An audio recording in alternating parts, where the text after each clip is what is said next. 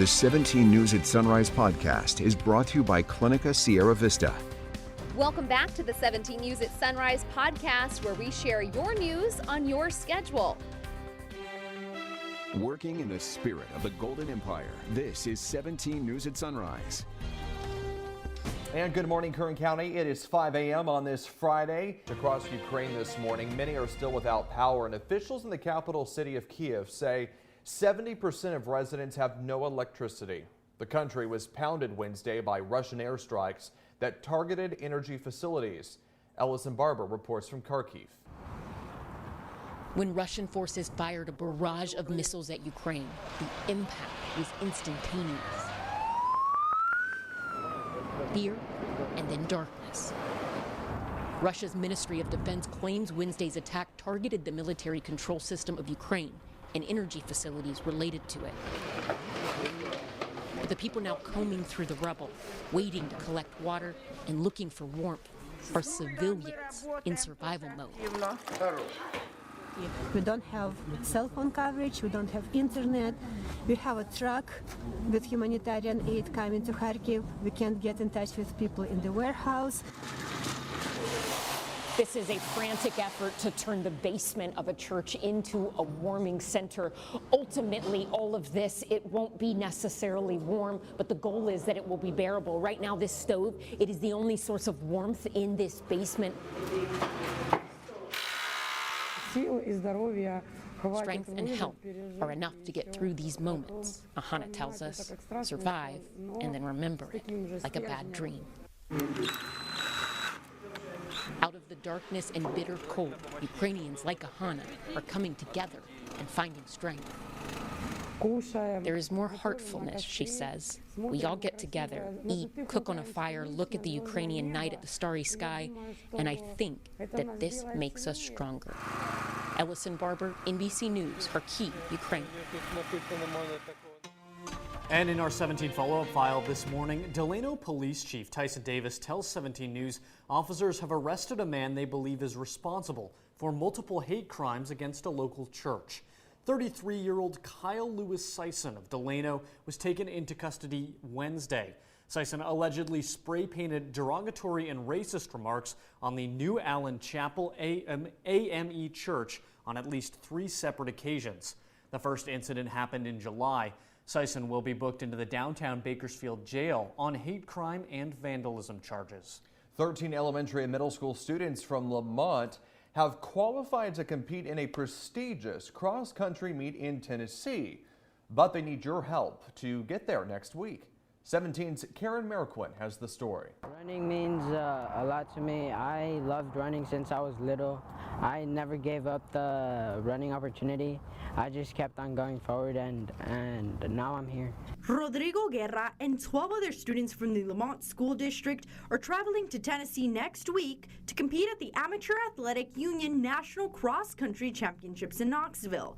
But they're seeking the community's help as they haven't raised all the money they need.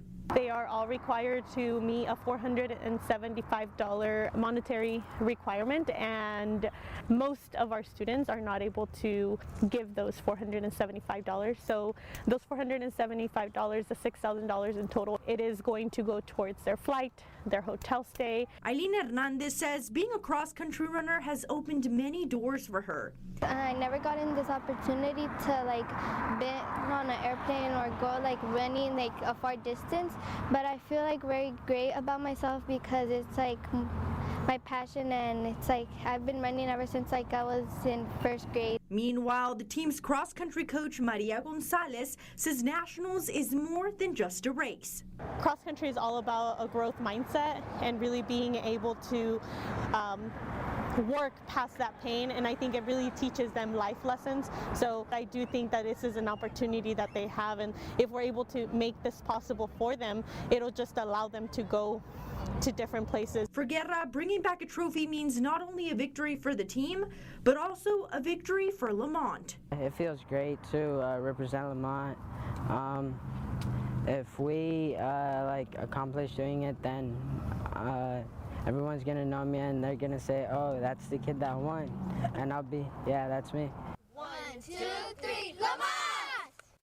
All right, now the students still need about $3,500 to reach their goal. So if you'd like to donate, you can contact the team's coach, Marisa Gonzalez, at 559-670-0157. Let's get them there. We would love to see them get there. Absolutely, yeah. Measles is making a comeback, and it is worrying health experts.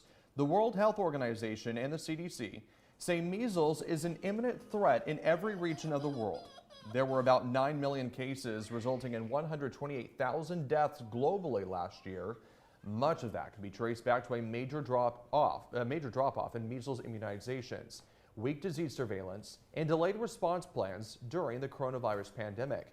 The WHO and the CDC says a record number of children, nearly 40 million, missed their measles vaccine dose last year. Meantime, rising cases of the flu, RSV, and COVID in some areas are already straining schools and hospitals, but it's also making things even harder for parents who struggle to find affordable childcare. Kathy Park has the report. Michelle Irizarry stepped back from her part-time job and into a full-time role as stay-at-home mom when the high cost of childcare just didn't add up. How much were you paying? How much were you looking at? It would have been $2,340 a month for both kids, which is more than our mortgage now. I'm in the process of building a business, and it's really tough not to have the option of like a committed childcare option. Experts say she's not alone. Given the cost of childcare, which ranges anywhere between 20 and 30% of a household budget, it makes sense that parents might decide someone should just stay home and care because it might be more financially feasible for the family. Last month, a record 104,000 Americans missed work due to childcare challenges. Many families being pushed to the brink with kids out sick with the flu, RSV, or COVID. The outbreaks are happening as daycare centers and public schools nationwide struggle to stay fully staffed. When infection soared earlier this month, some school districts in Tennessee and Kentucky shut down. We were sending a lot of children homesick. We just got to the point where we just couldn't sustain being in school. Experts say to avoid the child care crunch, expand your search area to include more towns and zip codes.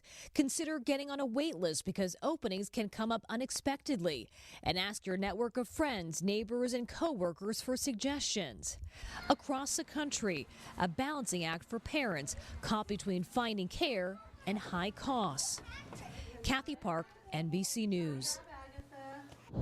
And here at home, the emergency room at Memorial Hospital has been impacted by an influx of sick kids experiencing a variety of viruses like RSV.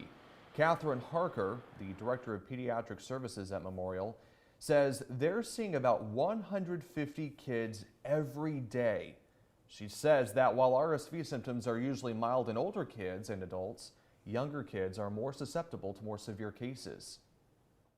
For babies, it can be a little bit more significant. They can have difficulty breathing, really high fevers. And so those are things that you probably, parents need to bring them to the emergency room. If they see things like difficulty breathing, high fevers, a bluish tint kind of to the skin, those are reasons to come on into the emergency room.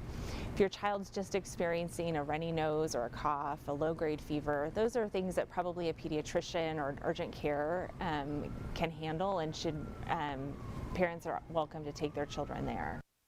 Harker stresses the importance of washing your hands, getting the flu vaccine, and staying home when you're feeling sick, even as we approach the holidays, to stop the spread of respiratory viruses. Thanksgiving Eve kicked off one of the busiest four-day stretches of the year for restaurants everywhere. But in the Old Town Kern section of East Bakersfield, that is especially the case. 17's Robert Price with the story. Thanksgiving weekend is huge for Old Town Kern restaurants. Pyrenees, Wool Growers, Arizona Cafe, and especially Luigi's. Basque and non-Basque alike, it's big. The Wednesday lunch crowd at Luigi's was more like a Friday or Saturday crowd. Owner Gino Valpredo sees the phenomenon play out every year. Our biggest day will probably be Friday with all the college kids. I mean, we got a smattering of them in here today. Cooper Bridge is in town from Long Beach for Thanksgiving at his in-laws' place. Why did he and wife Lori choose Luigi's the day before the feast? There's a few hidden gems in Bakersfield. Luigi's is definitely our number one, so whenever we come back to visit, we always find ourselves here for lunch. At Wool Growers, the lunch crowd was typical, so-so for a Wednesday. But just wait till tonight for the big reunion. Joe Coscarat has been bartending here for 30 years. We got people from Arizona, from Texas right now, from New Mexico, and they come from all over. You know, it's a family reunion. Every Old Town Kern restaurant has its own distinct vibe. At Pyrenees Cafe, the blue-collar lunch crowd will give way to old friends and live music Friday night. Pyrenees server Delano Griffin is looking forward to it. The night before Thanksgiving, you know, a lot of the families come into town, you know, to do their big Thanksgiving thing. So we're the big break before they have to do their family stuff tomorrow. Arizona Cafe, one of the oldest Mexican restaurants in town, was feeling it too. Owner Oscar Ramirez is glad customers choose his place for reunions, but he's even happier to see his own family get together again. Everyone gets together. My sister's, you know, she's back, and, you know, it's good times. On this long Thanksgiving weekend, it's all about family, it's all about hometown, it's all about memories, reliving old ones, making new ones. And Old Town Kern is the place many choose to experience it. The 17 News at Sunrise podcast is a production of KGET and Nexstar Media Group. For more on all of the headlines in today's show, head to kget.com.